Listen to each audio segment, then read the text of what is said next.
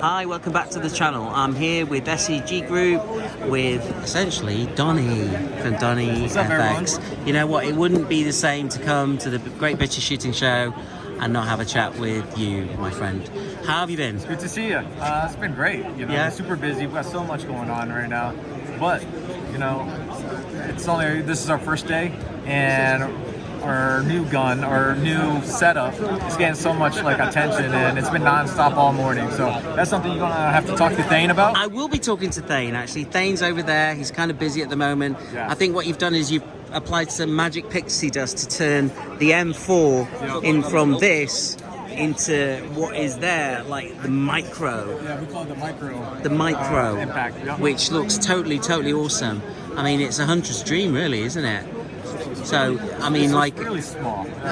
So, from your perspective, in terms of innovation, what else have you been focusing on? Because, I mean, at the end of the day, you guys are known for driving innovation in this space. So, you know, what's got you excited in your product range over the last year? Have we got anything to look forward to? I mean, don't get me wrong, at the first available opportunity to talk to these guys, I'm going to jump all over it. I mean, Thane. No, so the innovation, you know, we're also working on Karma, which is the airgun competition, the Red Panda. We have almost like a revamp of the Red Panda, and that's going to be released in the US very soon, next week. So these air guns are getting so accurate, and you know, it's still our challenge to make them even more accurate. Now it's like, how do you shoot them better, like in the wind? So with our, every year at the airgun competition, the score is getting higher and higher, and that just tells you these guns the barrels are getting better, the guns are getting better. So those are the things that we're looking to work with more. I've noticed as well you were pioneering a specific product line of rifle. Is that something that you're venturing into as well, looking at kind of partnering up with new and or newly established manufacturers to partner up with them to drive innovation in this space as well? No, so we were actually kind of lucky with the same manufacturer that makes AEA and other air guns. Yeah, they already had a blueprint for a competition gun, but they needed someone to collaborate with and to give them feedback, and that's how I was introduced into it, because it's a Chinese company and I'm Asian, so they who else can help us push this out. So I kind of helped them, and surprisingly, the gun was so accurate.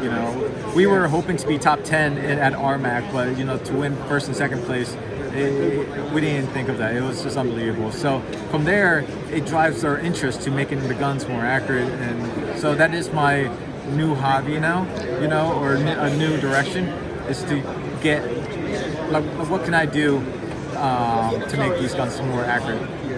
Well, this is it. I mean, in fairness, you've done, like I said, you've innovated in this space already. I mean, looking at obviously your product outline with the Saber Tactical, obviously with your specific range within the context of your moderators. I mean, yeah, anyone who doesn't own a DonnyFL moderator in some way, shape or form, what planet are you living on? That's as far as I've got to say. Yeah. It becomes a collection after a while. But definitely, I think I appreciate the fact that you're saying accuracy is something that is now your kind of pet project moving forward. That's awesome. I think the more I'm in that space where accuracy, the PRS shooters, the bench shooters, it's a different world of commitment. It's helping to make better ammo. Stuff like that. There's so many variables that makes an accurate gun, and it's all trial and error. You test out the ammo, you make the best ammo you can, and then you make the best barrel in a gun, a regulated gun. So it's all about consistency and accuracy, and those are the things that everyone's working towards. Cool. And when it's not just me, it's everyone. The whole airgun community is like that. It pushes everyone to do better. No, I appreciate that, and I appreciate that you've got this enthusiasm, because some people in, a position of, I say responsibility, because I think that you've been, I mean, again, from the conversations that I've seen you engage with online, you're so humble, which is awesome. Some people don't have that appreciation for staying grounded and at the same time stay focused on where and how they can better our sport our industry and better the audience at the end of the day. And that's something from my perspective. That's why I really appreciate our conversations, because I think that you're someone who basically stays grounded. It's like that old Quincy, what's his name, who used to present an American chart show, keep feet on the ground and keep reaching for the stars. That's you, Donny. Yeah.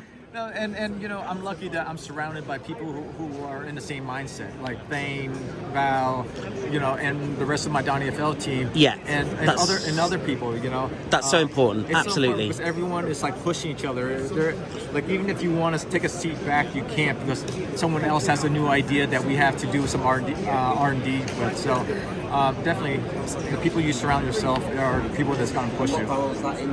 Well, listen, mate, as usual, thank you. Thank you very much for the conversation. I'm going to be talking to Thane as soon as I can, because I want to talk about the micro. Yeah. But I really appreciate our conversations. All the best to Yolanda and the family, you know, and we'll talk very soon, right. As we do. Thanks for stopping by. Take care. All the best. Hi, I'm back with Thane from Saber Tactical, and fortunately, I've managed to basically monopolise his time, and he's going to kindly talk about the micro.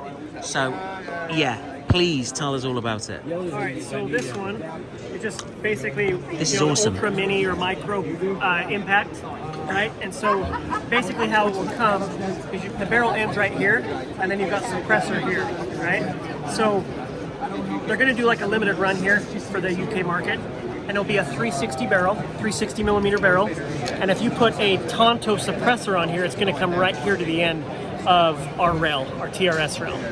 But it just makes the whole system ultra compact, so that with our new back end, it's got the QD mount right there.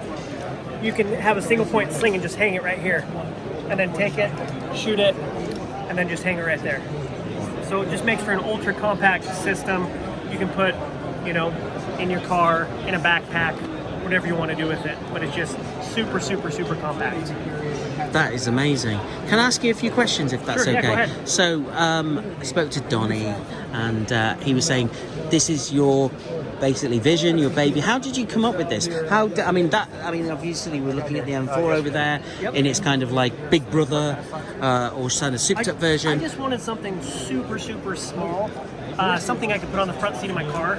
You know, where I'm at in the country, like we can just pull this up and, you know, shoot a pigeon on a farm or something like that. And something that, you know, if it's sitting on the front seat, I can pick it up and it's not going to hit the dash or anything like that. But it's as compact as I can get it, or something I can just stick inside of a backpack. So what we did is we chopped the barrel, just took it in a saw and just chopped it. And then I had my dad go ahead and turn the liner, you know, part it off and then taper it a little bit, and then re-thread the barrel so that we could make this system work. Because Wow. there's nothing built like it right now. Right.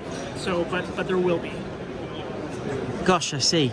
So, was there any kind of, I don't know, from your perspective, indication of how you wanted to work here within the rear section? Because like you mentioned, just being able to put the QD stud in and have that instant attachment just there, from how did you, what I'm saying is, what provoked that kind of instant design thinking? Because if you're going to want to shoot in a car and it's on a seat, you want to shoot out your window versus you getting out and you're grabbing it, what prompted you to think like that?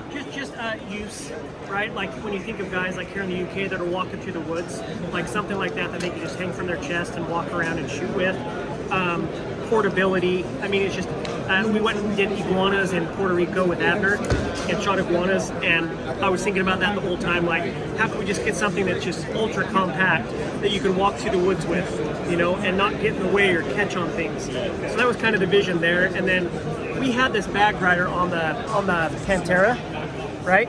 And we ended up saying, like, how can we make this for the impact?